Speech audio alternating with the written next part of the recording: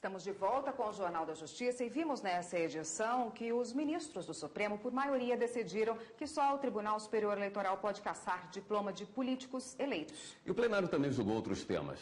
Vamos falar agora com a consultora jurídica da TV Justiça, Karina Zuppolotto, que tem mais detalhes sobre esse julgamento. Boa noite, Karina. Boa noite, William. Mantida a jurisprudência do TSE, né? Exatamente, William.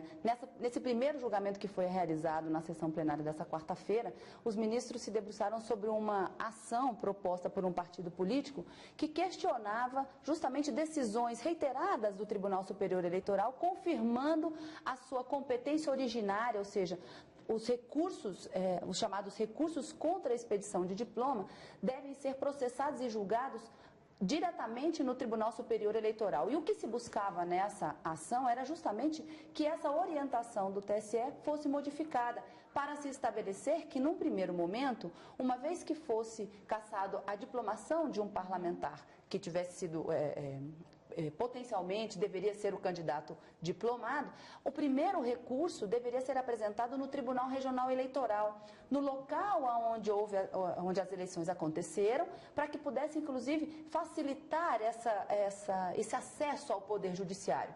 Mas os ministros, na sessão de hoje, por maioria de votos, acabou acompanhando o relator, ministro Luiz Fux, que entendeu que dos argumentos trazidos nessa ADPF para mudar uma jurisprudência que já há muitos anos está consolidada no Tribunal Superior Eleitoral, está consagrada no Código Eleitoral também, não havia motivos para que houvesse alguma modificação. Um dos argumentos trazidos nessa ação é de que iniciar esse recurso, que na verdade, embora seja chamado de recurso, bastante foi frisado durante a sessão, trata-se efetivamente de uma ação de impugnação a essa diplomação, à expedição de diploma. O ministro Luiz Fux, relator, entendeu que não haveria, ao contrário do que se alegava, uma supressão de instâncias para que o Tribunal Superior Eleitoral pudesse fazer essa análise num primeiro momento. O ministro Luiz Fux disse: o julgamento da causa por um órgão hierarquicamente superior àquele que deu a ordem da diplomação potencializaria o devido processo legal. Essas são as palavras do ministro Luiz Fux para confirmar essa jurisprudência. Apenas o ministro Marco Aurélio ficou vencido nessa ação porque entendia que deveria sim haver um recurso primeiro para o Tribunal Regional Eleitoral, para tão somente depois ter o acesso à Corte Superior. Mas então um julgamento por maioria de votos, mas julgada improcedente essa ação, um julgamento que foi até bastante rápido. Teve um outro processo hoje. Exatamente, teve outras duas ações diretas de inconstitucionalidade envolvendo matéria eleitoral também. Teve o julgamento iniciado, com a possibilidade de retomada amanhã na sessão plenária, e as duas da relatoria do ministro Luiz Roberto Barroso. Inclusive, Karina, a gente tem uma sonora, um trecho do voto do ministro. Vamos ouvir. Compete privativamente à União legislar sobre direito eleitoral. Portanto, em se tratando de uma necessidade de eleição por força de vacância, em razão de causa não eleitoral, a matéria é político-administrativa e, portanto, competência dos estados e dos municípios. Mas, em se tratando de causa eleitoral, eu penso ser legítima a interferência do legislador federal, porque esta é a sua competência. Esse julgamento acabou sendo assim, o voto do ministro Luiz Roberto Barroso se alongou um pouco, mas de uma certa forma não terminou o julgamento. Vamos tentar entender qual era a grande discussão dessas duas ações diretas de inconstitucionalidade. O Código Eleitoral, em 2015, sofreu uma modificação em razão da mini-reforma eleitoral e previu que para algumas situações haverá eleições indiretas, sendo necessária uma decisão da Justiça Eleitoral com trânsito em julgado, quando importar em indeferimento do registro da candidatura, cassação do diploma ou perda do mandato de candidatos eleitos pelo sistema majoritário.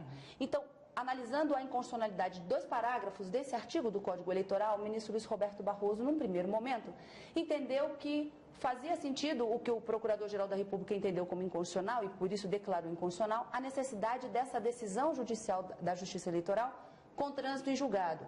Então, ele disse que essa hipótese do trânsito em julgado para tão somente aplicar a cassação, o indeferimento e a perda do mandato seria demasiado, um tempo muito longo, e nisso acabou sendo acompanhado por alguns ministros que já votaram.